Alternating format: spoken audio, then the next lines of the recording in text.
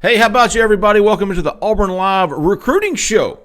Great show for you today. Today is Friday, November the 11th, 2022, Veterans Day. Huge how about you to all the veterans, soon-to-be veterans there, Jhead. Appreciate you, big dog. Thank you, brother. I am your host, Jeffrey Lee, Senior Recruiting Editor for Auburn Live on 3. If you're not a member of that site, you're not the most informed Auburn fan you can be. Be the most informed Auburn fan you can be. Get signed up right now, $25 for the entire year. It's the ROI, as they like to say, is well worth it here. Investment. There you go. Great show for today because we've got a lot going on in recruiting this weekend as Auburn hosts Texas A&M and the Fighting Jimbos. Mr. Jhead is here to help me talk about it all, as is Mr. Keith and Mr. Cole Pinkston. How y'all doing today, fellas? Good. Doing good.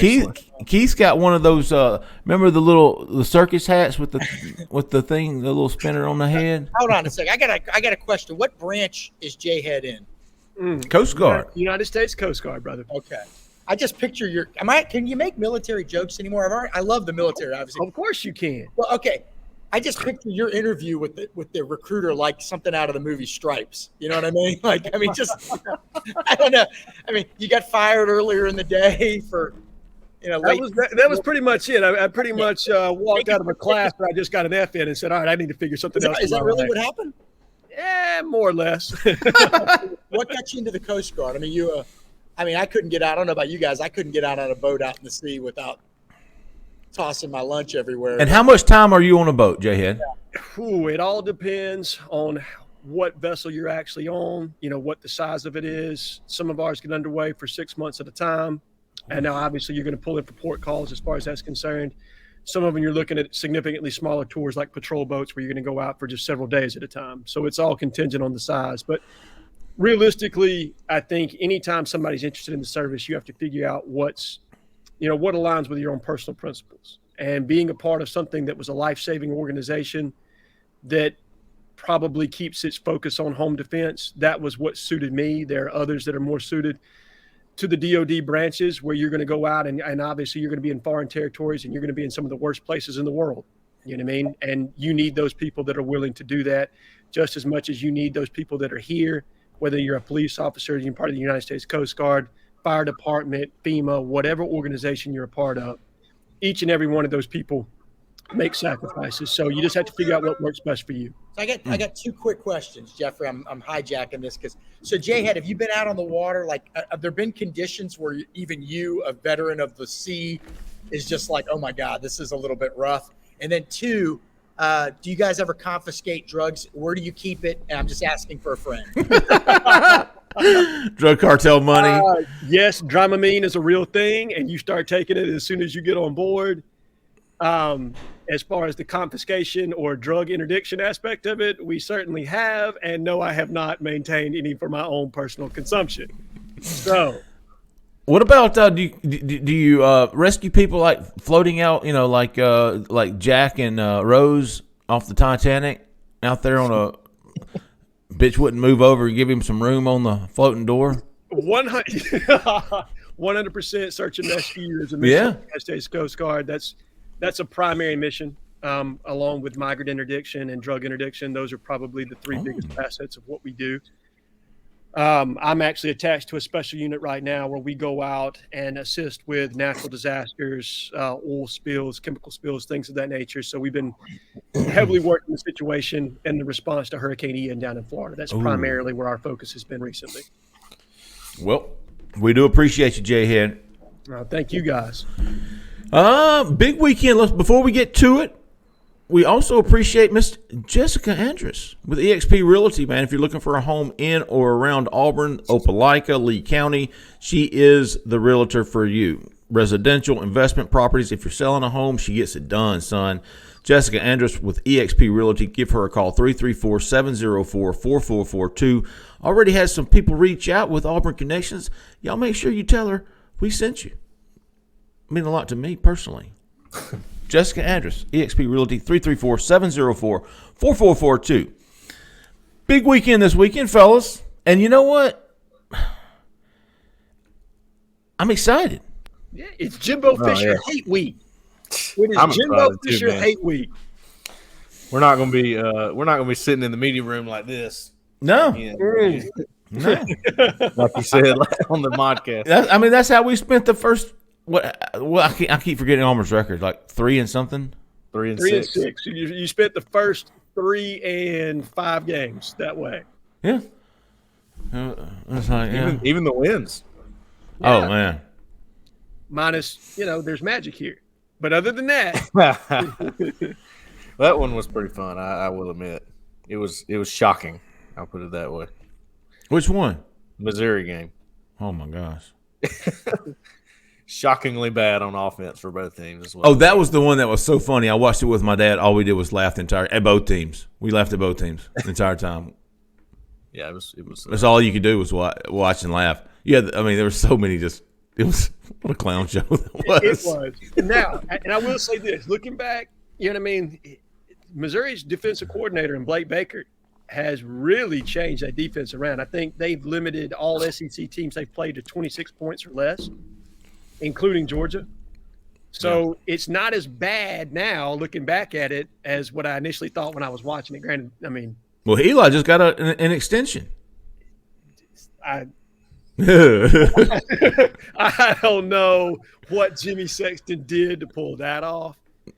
My guess is it didn't change the buyout, but If that is not a Gus Malzahn coaching tree guy falling into an extension, brother, That is such a weird program. Like they don't fit in the SEC, right? No. And we know, my stepfather who passed away, he went there, and his father, who was a legendary player there in the late 1920s, they hated giving up the rivalries. Like Kansas, I know we don't think of Kansas as being much, but that's their big rival in every single sport, and now they don't play them in anything. border state So it's war, yeah. like one of these money grabs that makes no sense other than the money. And what's their recruiting base? St. Louis, East St. Louis. Beyond that, it's tricky. They got to go to Texas. But then when they went to the SEC, then all of a sudden there wasn't anybody in Texas except A&M. They didn't have that base anymore. Now you wonder, okay, now the SEC is expanding even further into Texas. Does that get Missouri back? I don't know. I don't know what to think of that program, but they had a better recruiting class last year than Auburn did, guys, by a lot. Yeah. By a lot, according to the rankings. So we'll see how these guys pan out. But yeah, that's an interesting one. And those are things you look at. And you say, okay, 20th ranked class for Auburn or whatever it ended up. But who did you finish behind? Trey Donaldson would counted in the points, and he's never going to play it down for Auburn football. And then you start picking it apart, and it's like, man, that was a really not an Auburn class. It wasn't. I think there were some nice pieces, and me and Cole have talked about this, but there just weren't enough of them. No, couple. And we're your difference makers. Maybe Gerner is going to be one of those guys, but the word coming out of Auburn's been that, he's been great in practice. He's really made progress. Okay, but they were wrong when the word coming out of practice on all the other quarterbacks was dead wrong, right? Yeah. So, not Ashford. No, I think you're probably going to wait for the next coaching staff to come in before you start trusting. I'm going to need, and I love Holden, but I'm going to need to see him play before there's a certified QB guru there for me to believe that it's really happening. I can't go on these guys' word. They've been wrong about literally everything. I mean, honestly, the O-line was going to be the strength of the team, right? Now, in their defense, and the receivers were going to be much improved, and the D-line was going to be – in their defense, they were probably just trying to jack up the egos of these guys. They probably knew, hey, they're not great, but let's make them think they're good. Let's give them some positive reinforcement. Some confidence. I'm hoping that's what they were doing. I'm hoping these weren't based off their internal evaluations, because if they were wrong about just about everything. So, right? Am I right? Or am I wrong? That's legit toe tags. I need somebody to agree with me, so I'm not the only one on the hit list at the end of the day. Hey, listen, I've been on the hit list. I'm just kidding. I agree. Best defensive line in the SEC. Ooh. You know what? They played better last week when they actually rotated bodies. I will say the offensive line has been a lot more of a strength in the last 2 or 3 games, for sure. And again, you're losing, so it's not like they're big strength. But and just so people know, there's a reason why Emba hasn't played a lot. He was coming off surgery, and he missed all of spring practice. And so we see a guy do a lot in week 8 or 9, and we think, okay, why weren't they playing all season? But when you're that raw, remember, he's only played football for a couple of years in his life and missed spring practice, your incline's like this. So he's a different guy right now, we're told, than he was in week 1, week 2, week 3. And so, although, yes, we would have liked to see him out there more, really, what were you going to do? I mean, realistically, what could you? He wasn't ready. At least I'm going to take Auburn's word on that. I do believe that. There's probably a lot of truth to that. No, I agree completely. And then obviously losing Echo Leota has been a huge, huge loss to the depth of this program. But I don't know. I just – it's hard to stomach what has transpired. Obviously, we got a very big, exciting weekend with hope rejuvenated across the fan base, with a wounded Texas A&M team that's coming in here. I thought you said Hoke was rejuvenated. But go ahead. Well, no, yeah, I'm sure he is. We got it covered. But let's talk about what we've got from a talent acquisition standpoint coming in here this week, guys. As we just talked about how last year's class went. I mean, I think we got an opportunity to make some hay here. 6 official visitors, at least 50 unofficial visitors from classes from even 2026. Guys coming up from Florida. You've got 4 5-stars that are confirmed right now. 2 of the top 10 players in the 2024 class, both wide receivers, Jeremiah Smith and Keith. Oh, well, hold on. It's Josiah, but I got to look at the Yeah. It's spelled weird. Pronounce it. Yeah, I can't pronounce it. It's Josiah Trader, both from Hollywood Chaminade, Madonna. They've 2 5-stars on the same team? Same team. Unbelievable. Look, there's a real, down in that part of the state. First of all, let's give Auburn credit for getting all these South Florida guys up there. And also, these were planned before the change. So I know everybody, the inclination is to give Cadillac all the credit here, but Carson, Darren Usher Yes. especially, they were involved in this. It's really a Rock Bellantoni, Zach Etheridge production. But don't kid yourself. This was planned for a while. And so a lot went into it. And because, when you're coming that far away, you can't just decide on a Thursday sometimes, hey, I'm going to Auburn. It's been in the works for a while, but a ton of talent. And by the way, some of the guys are actually going to be able to come up today.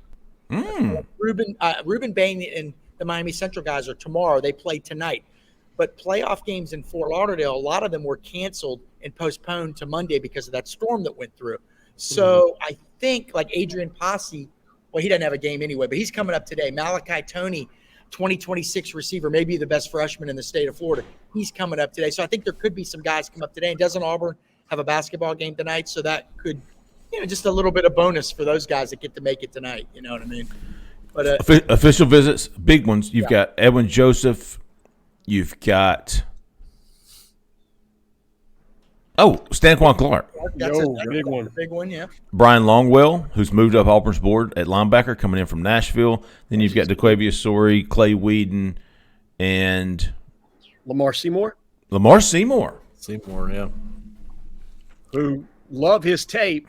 He's not consistent at this point, that's for sure. But when you talk about big game ability, I mean, he's got some big game ability to him, and he's big enough to play on the outside, which is what we need. We needed 2 outside receivers in this class. Hopkins is 100% a slot receiver, in my opinion, but Seymour has the ability to play on the outside and to be a difference maker out there if his head's in the right spot. Yeah, I talked to a couple of his teammates, Jhead. They said the same thing. Ultra talented guy. I'm like, is he an SEC guy? And they're like, yes, but. And then they said the same thing. He's just got to be a little more focused. Yep. They play for a great team. Here's another thing. If they got the walk-on, the quarterback, Kewan Jenkins coming in, a walk-on candidate, committed to FIU. He'd be giving up a scholarship to walk on at Auburn. But, this is the NIL era, guys. Something we never thought about before. A guy that may be a last guy on your list to maybe give a scholarship or not give a scholarship. Now maybe you say, hey, look, no scholarship, but let me introduce you to On to Victory. And, over the past 3 weeks, something that has been stressed to me is Auburn's goal of improving their walk-on program. Something we never thought of, guys. So I don't know what's in place here. I'm not suggesting anything, but Kewan Jenkins is going to visit. He's Miami Central's quarterback. He's won 2 straight state titles. They're going to win another one probably this year, you think.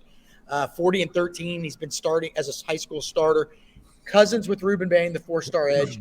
Best friends with Lamar Seymour, the receiver they're trying to flip from Pitt. very good friends with linebacker Stanquan Clark, who they're trying to flip from Louisville. So you get one, you might get them all. You just might. We'll see. Mm-hmm. Reuben Bain's obviously going to be difficult to get, no doubt. And Louisville recruits Miami well because Wesley McGriff's up there. And Stanquan Clark, I don't think any of them are going to be easy, but Juwan Jenkins, I mean, would it be a surprise if he decided this weekend he's going to go to Auburn? Wouldn't surprise me. Not at all. And I think we've seen this relatively recently that guys that do walk on to Auburn get the opportunity in year 2 to go on scholarship. So maybe you're only betting on yourself for a year. Then we just saw that. Who's the talented running back from Hewitt-Trussville, Sean Jackson, I think. Mm-hmm. Yeah. That just earned a scholarship this past year going that route. He took a bet on himself, and it's paying off. I think you could potentially see the same thing. And look, I watched Jenkins highlights, and I want to hear what Cole thinks because, the kid's not big at all. He doesn't have an overpowering arm. He's got an adequate arm for sure, but he seems to be accurate to me. He's a leader. You can tell. And he doesn't get a whole lot of opportunity to throw the football. It's not like they're putting the ball in the air 30, 40 times a game. I mean, this is a guy it looks like they're in a run-based offense as far as that's concerned. So I've been impressed with what I've seen on tape and interested to see what he could do as a walk-on. What do you think, Cole? Yeah, I think he's okay. I think his arm talent's decent. Obviously not going to gun it for, a deep ball like maybe somebody like Hendon Hooker would. But mid-range, medium, intermediate, short passes, I think he's pretty accurate, which would bode well for an RPO-style offense, and I think he makes good reads, which is something we talk about with Robbie Ashford he struggles with. We've seen him struggle with read option. We've seen him struggle with those things. So this is a quarterback that understands that stuff, and it's the reason why they're really good over there at that school because he runs that offense so well. So not a game manager, but a manager of these, these RPO plays and the reads and things. I think he manages that well. Are we talking athlete here? Yeah, he is, but he looks like he wants to stay in the pocket. I mean, he looks like he's got the confidence to stand in and throw, but athletic enough to run if he had to, and he does at times. And he reminds me a lot of a former Troy quarterback in Omar Hogebook.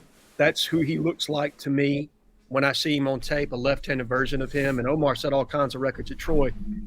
Could have been somebody we absolutely could have used at Auburn for several seasons there when we were going with the broken arm Chris Todd situation / Cody Burns run evolution. So sometimes guys like this that are not necessarily game managers, but guys that thrive in big game situations, when you put them underneath the lights, they surprise you a little bit. And I don't expect great things from this kid, but I think he's somebody that can come in there. He's a winner. He's a fighter. He's going to push the floor of your talent up, which is what you want at this point if you're Auburn.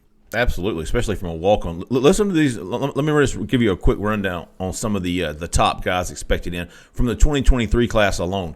Quay Russaw, James Smith, the 2 5-star defensive linemen from Montgomery. We mentioned Reuben Bain. How about Cedric Hawkins, the Ohio State commitment? Big. Yeah. Coming in. Antoine Jackson, 4-star cornerback committed to Miami. That's coming a guy up. I want to talk about when we get there.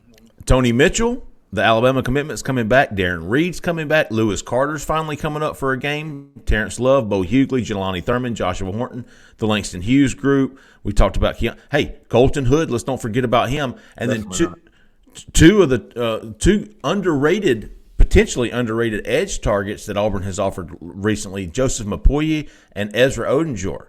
Yes, that's a damn good list. It is. Keith, you wanted to mention guys? Is it Antoine Jackson? Yeah. From Dillard, Fort Lauderdale Dillard. I think everybody's aware of that school that's covered Auburn recruiting for a long time. Miami commit, and they are not happy. They do not want him visiting. So now let's make sure he gets up there before you start celebrating. Make sure Miami's been trying to put the kibosh on that, but with Miami picking up 5-star cornerback Cormani McClain recently, and they're trying to flip 4-star cornerback Jakeem Jackson from Florida as well. You wonder what's going through a kid like this's head. I mean, hey, look, I'm part of this recruiting class with Miami, but they're bringing in other guys that are ranked higher than me. So that's somebody to watch. And then Lewis Carter, I don't know for sure that he's coming. We found out last week that there was a chance. They didn't really want it out there. It got out there. And the reason they didn't want it out there is because Oklahoma with Brent Venables having those ties, they do not want their guys taking visits. Ted Roof is the defensive coordinator. Everybody knows him. They've been on the phone all week with the people at Tampa Catholic, where Lewis Carter, the 4-star linebacker, plays. They do not want him taking that trip. That's going to be a tough one, guys. His mom, even if he comes, Yeah, it would be just because he wants to see a game. And I know that doesn't mean anything is impossible, but I'm told his mom is really into Oklahoma, and they're happy. But he kind of just a young kid. He wants to go out and see some games and see some different places. So we'll see. But Jarris McIntyre is his coach, the former Auburn receiver. They got a playoff game tonight. Then they will hit the road tomorrow morning. We'll see if Lewis makes it or not. They got a couple of other guys on the team. A young receiver, TJ Moore, is picking up a ton of big offers, big-time player. He could become – is it Eddie St. Pierre Lewis. I'm sorry. Yeah, Eddie Pierce. Pierre Lewis. Yes. Now, his cousin was Richard Garage, an offensive tackle for the Gators.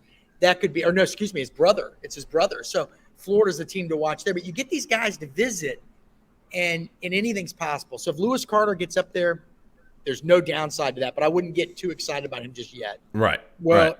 And the only thing I will say with him is that in the day and age of the one-time transfer rule and the portal, finishing second for a kid like that and maintaining strong relationships is important, because if Brent Venables does what I think is going to happen, which is implode at Oklahoma, you could see a kid that's that talented back on the transfer market here relatively soon. Well, that's – I mean, I'll be honest with you. I was at UCF last summer. I just was invited over there to hang out with some guys, and I did, and I ran into Gus and Malzahn, and that's what he said. Look, I'm not gonna win 5-star battles right now. He knew that, but if you finish second or third, yeah, and they like what you're doing, and this is applicable to Auburn, to UCF, to Miami, to anywhere. You're right. That's a great point, Jay. It really is. They remember that. They also, and that's why you got to be genuine.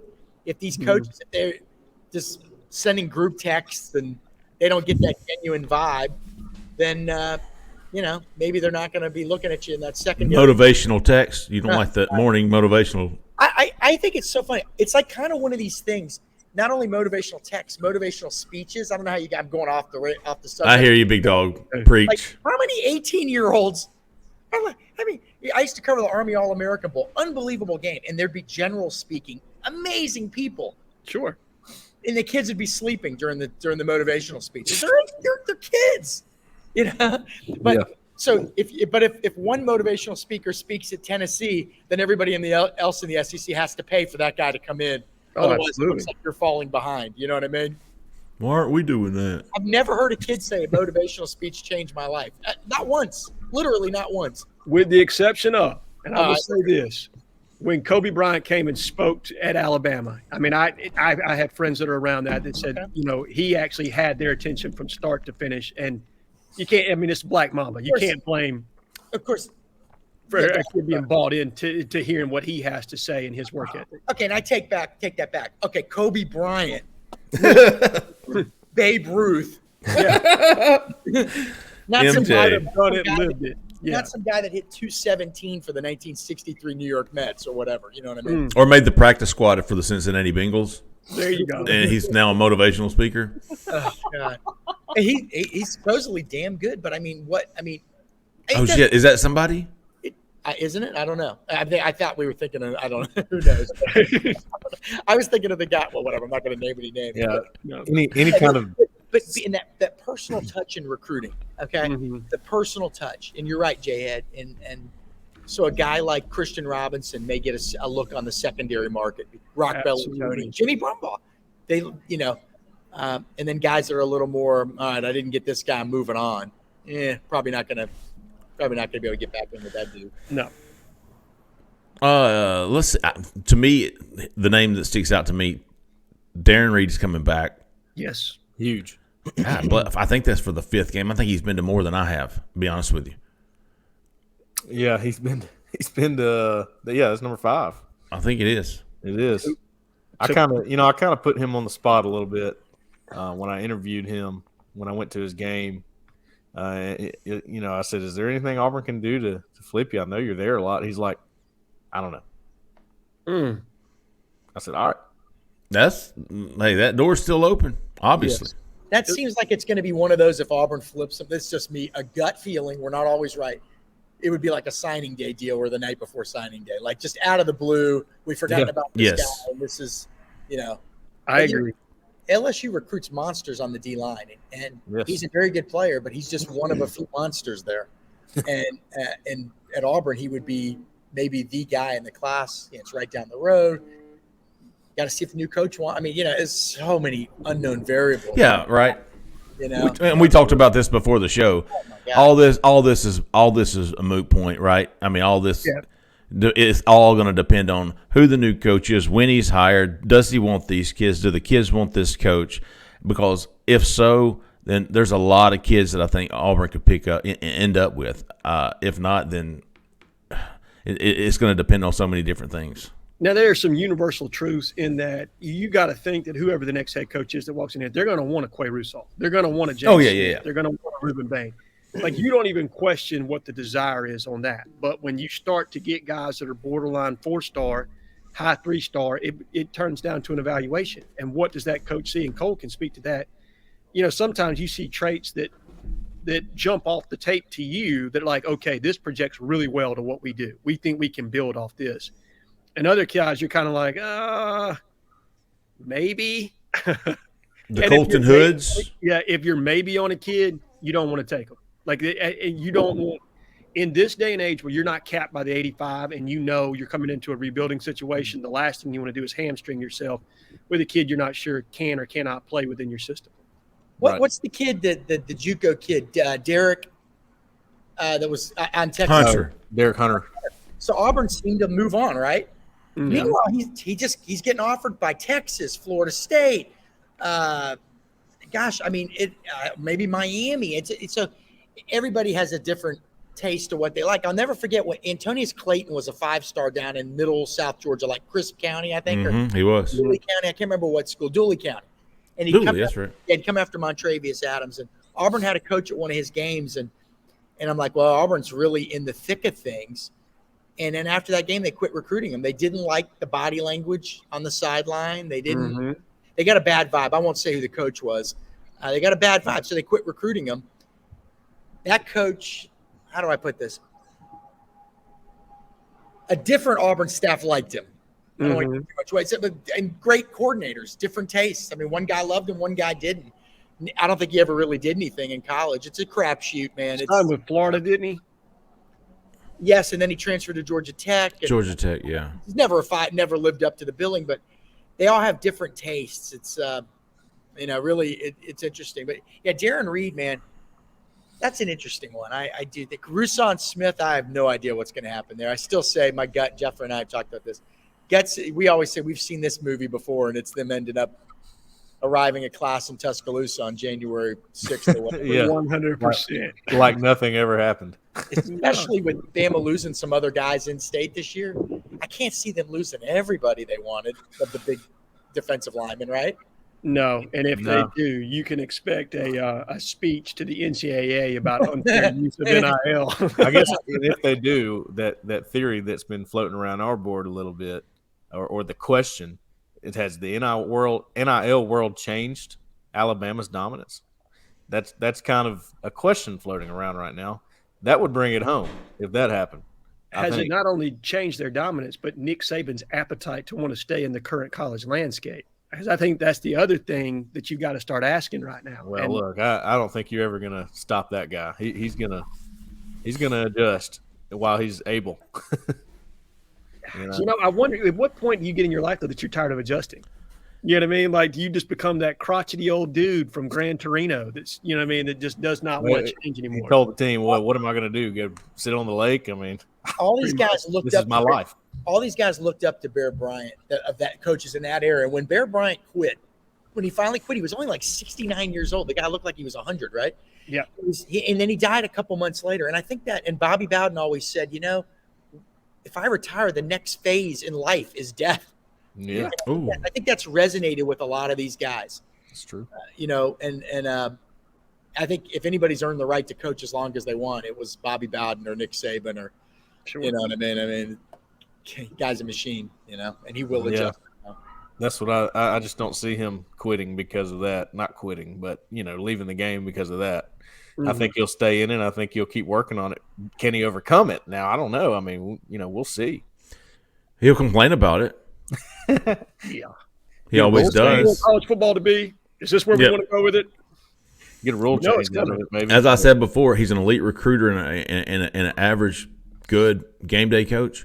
Now, what happens when he's no longer, or when the elite recruiter and everybody else has got the same thing that he has? Yeah, now that's where you make the argument for it could hurt their dominance.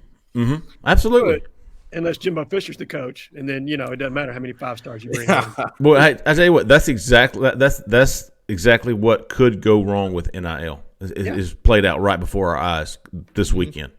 How do you have that stacked of a roster, Well, and be in the last place? Well, Jeffrey, you look at them, and by the way, they've had a lot more close games than Auburn. Their record could be worse. They could be 2-7, but they also could have 5 or 6 wins. They're not, Now last week's a little concerning because they got the doors blown off of them in the second half. But with this, what the hell was my point? Is it reminiscent of 2012 Auburn? Oh no, I know what I was going to say. So what are their problems at A&M? Average quarterback play, right? Yes. Mm-hmm. It sounds familiar. Yes. Not a great offensive line. It sounds familiar. But they've got the talent. Auburn doesn't have the talent. Line do they? I don't know. But my thing was 2012 Auburn, dude. Those were top 10 recruiting classes up and down the roster, and you had below average quarterback play. Yep. You had a toxic locker room. Yep.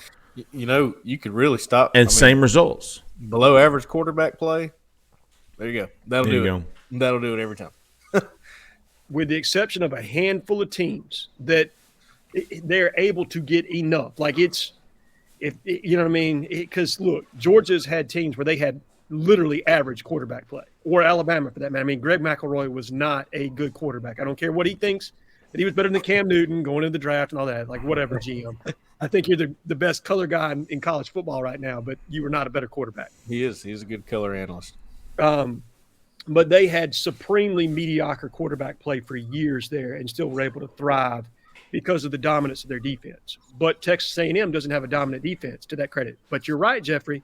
They've got the talent. I mean, what did they have?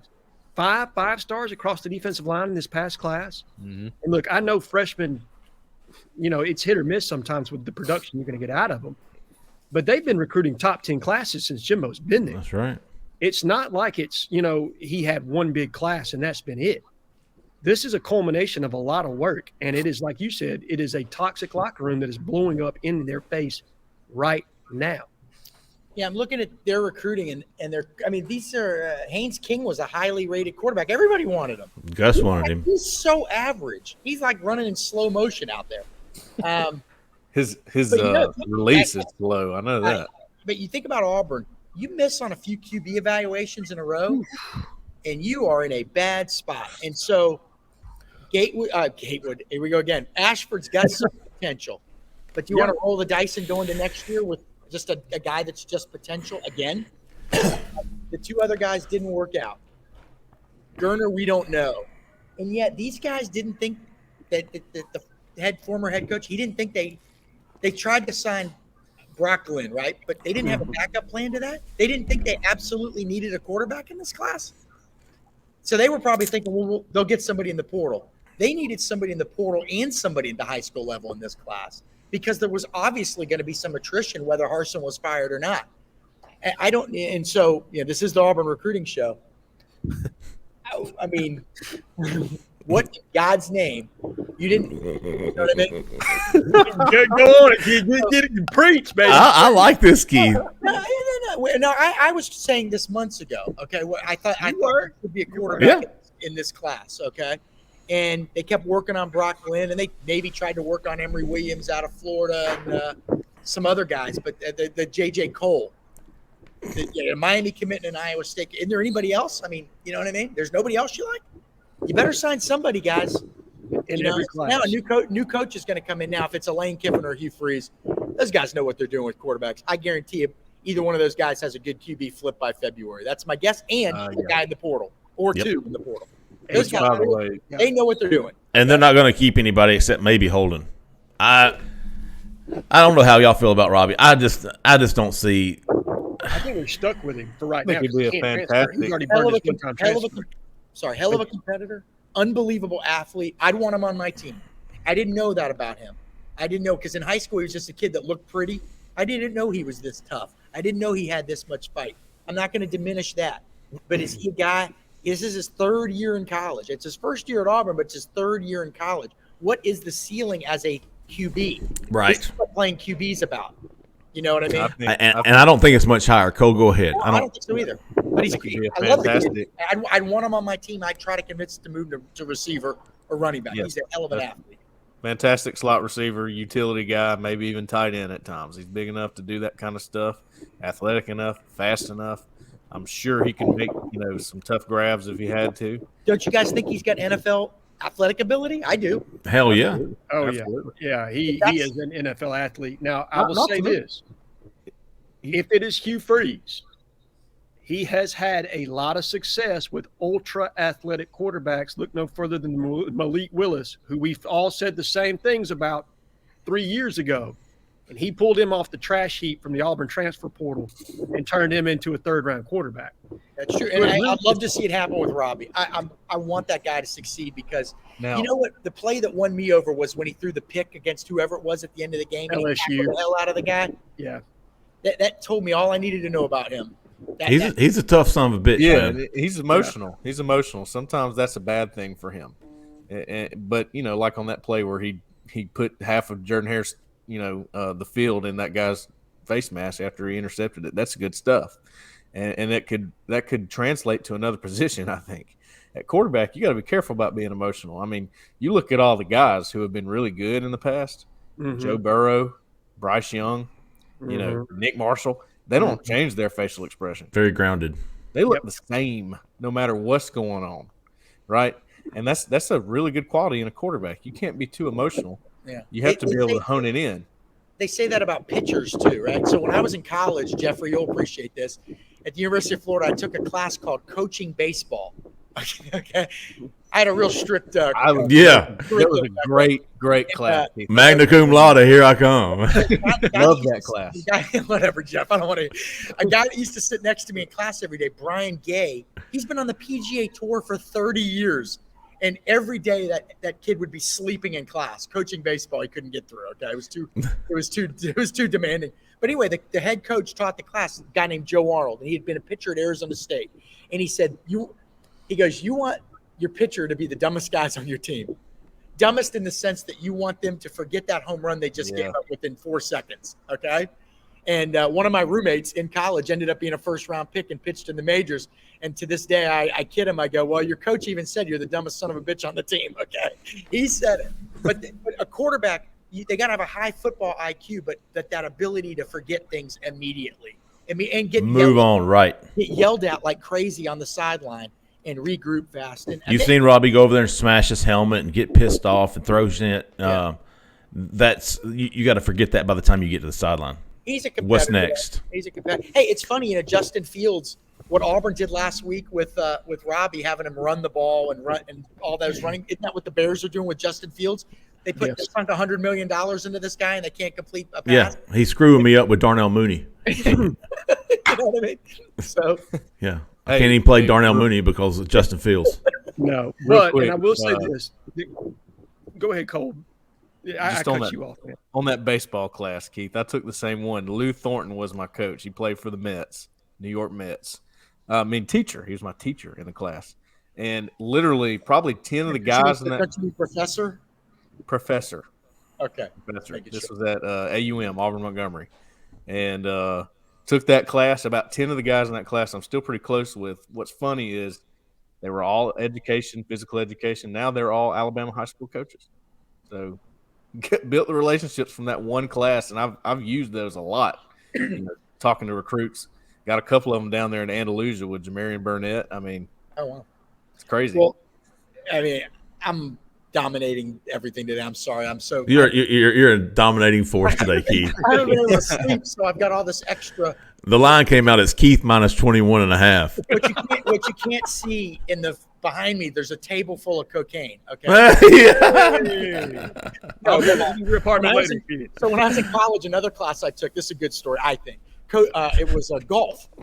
I took golf. Okay? Keith got them 20 milligram Adderall extended release. My God. I show up out there at the golf course one morning at like 7:30 for class, and who do I see out there? Steve Spurrier sitting in a golf cart, and he's got his hands gripping the steering wheel. He's waiting, and his playing partners were late, and he's an impatient guy. And he asked me, and I went up and talked to a guy who'd covered the team for a few years, and he actually treated – you guys would have really respected him.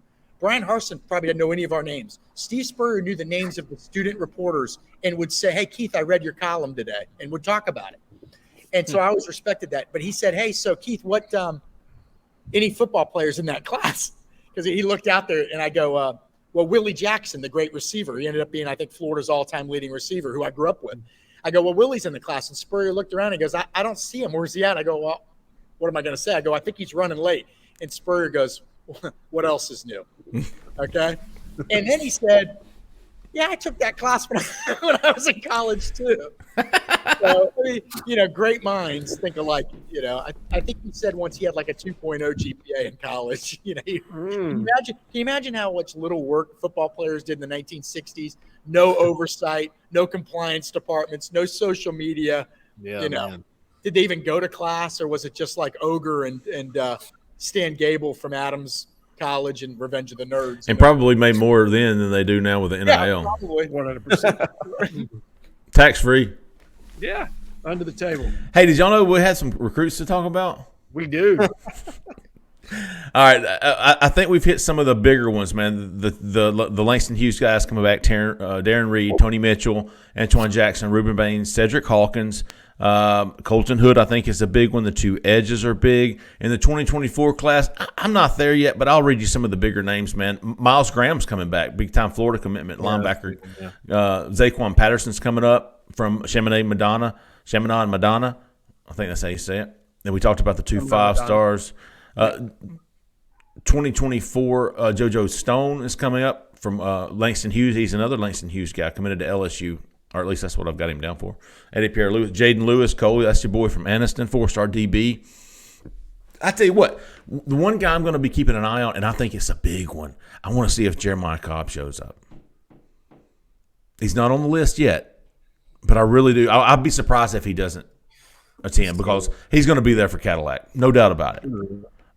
That's it. So I think that's a really cool point, Jeffrey, with Cobb. But why don't we all kind of go round table here? Who are one or two recruits you really want to see show up on campus that you think that you're really interested in at this point, that you think may, that Auburn could make some headway with? And I'll start with Cole, and we'll kind of make our way around.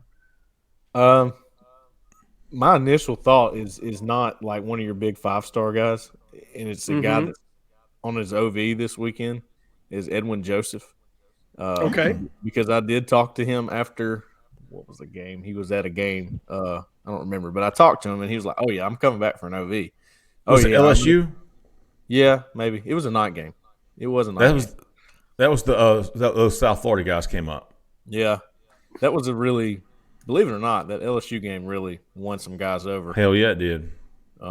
Cameron Coleman comes to mind from Central, the 2024 receiver.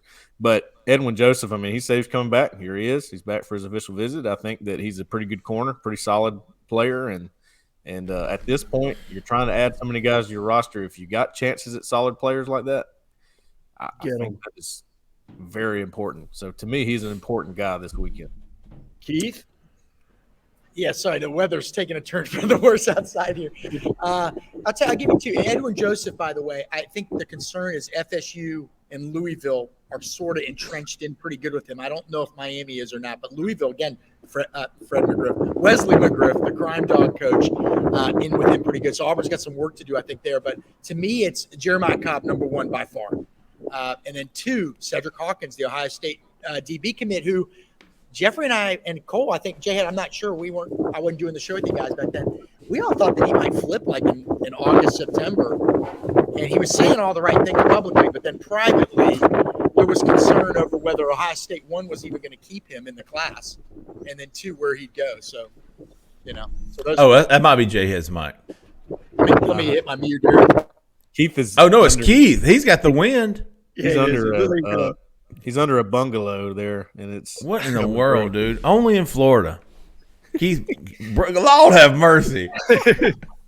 Jay Lee, who are one or two guys you want to see? I got you. I think Jeremiah Cobb. He's my default here. Here you go. This is one. Stanton Ramil. Okay. I've been hearing good things, about Auburn. And again, I think he's going to be the new coach, depending on the new coach guy. I don't think. I think a lot of these guys are going to wait and see what's going on. But I think he's a guy who could make that flip from Michigan State if the right coach is hired. So I'm gonna be curious to see. He's not confirmed yet. I'm going to be curious to see if he comes in this weekend, of course, as well as Jeremiah Cobb. And another one, Rockwez McElderry. Good to hear his name again. McElderry. Potentially coming in this weekend. You're going to keep an eye on him. I'll be your McElderry. I like it. Tell you what, I hope y'all enjoyed my last update on Stanton Ramil. It was like that. Oh, was it? I got nothing from him. Oh yeah. No, you're not going to. He ain't talking. No. Hey, he talked to me. He didn't say nothing. Mm-hmm. He talked to me. He's nice.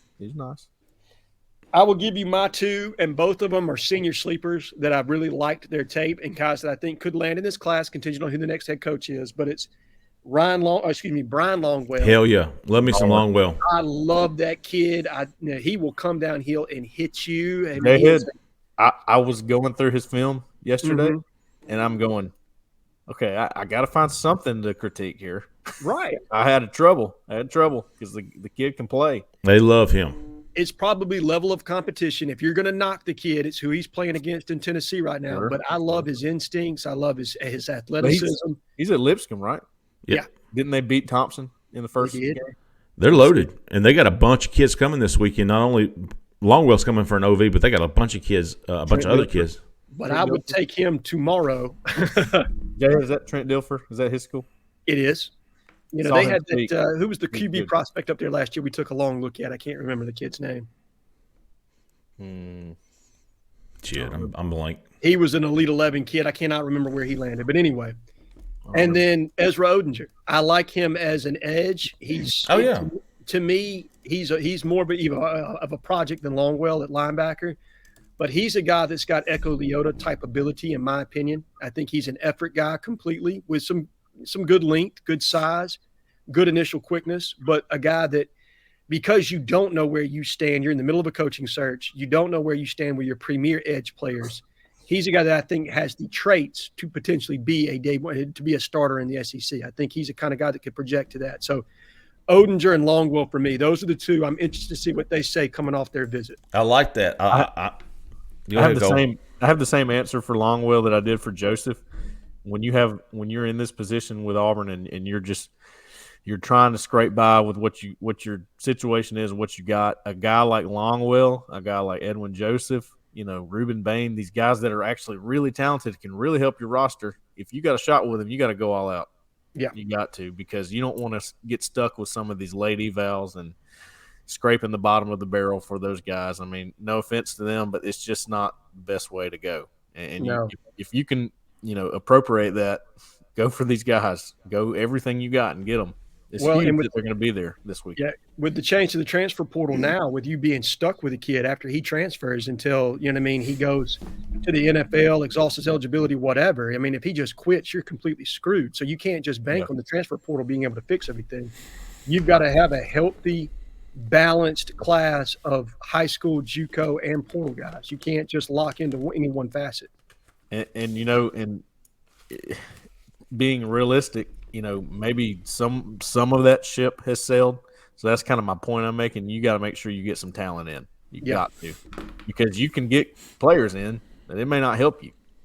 And what's the point of that? You know what I mean? Like, if they don't help you, if they don't increase the talent level, you're better to gap it.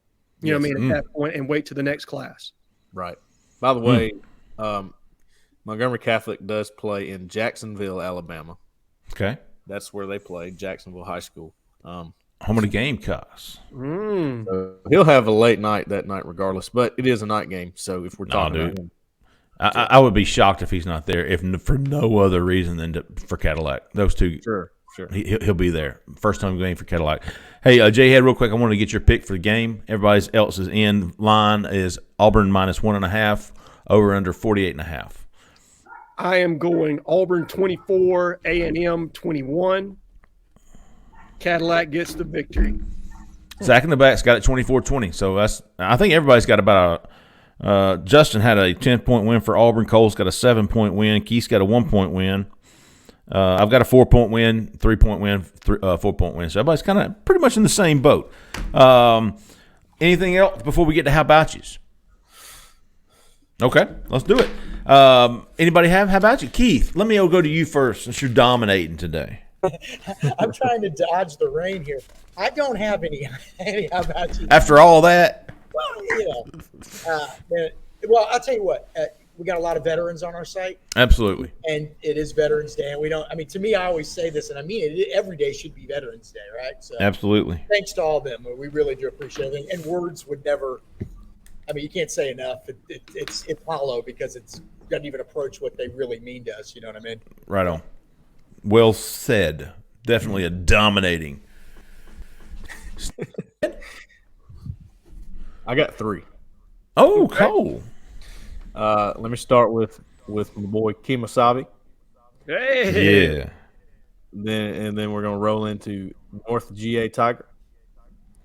Yeah. And Trop. Is it Tropum? TROPM. Yep. Am I saying that right? Yeah, of course. Yep. Good stuff. Okay. Or Jhead. Yeah, let's go Bobby Sweatpants because he's been so much more tolerable on the board since Harson's been fired. Taylor made 2. Yeah, Taylor made 2 as well. Bobby, listen, I like Bobby a lot. He's got some good points. I think at that point in time, he just saw it as an inevitability that we needed to part ways with Brian Harsin and felt very strongly about that. And anybody that had an opposing viewpoint, hate it for you. Let me also shout out Mace Hindu. Oh, yeah. Basketball guy. He had a nice post on the board about apologizing for his stance on Hugh Freeze as being a bad football coach. Thought anytime somebody is able to, to eat a little crow and say, hey, I was wrong, that's a good thing. So good shout out for him. Nice. Nice. I got how about you to AJ for Christ? How about you to Infidel? All caps, one word, Infidel. He's very infidelic. How about you to Zeke for AU?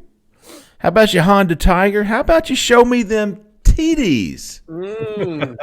I just wanted to read that on there. Bro. That'd be a fantastic fantasy football name. Take me to Bourbon Street, please. Show me them TDs. Mm-hmm. How about you Albie Freshwater? Oh, yes. How about you Kevin Durant's burner 2, not 1. Not to be mistaken with I like the first Kevin one. Durant's burner. I thought He's about good. giving him about how about you one week. I think I said something about TJ Finley leaving, and he said he'll probably throw a pick on his way out.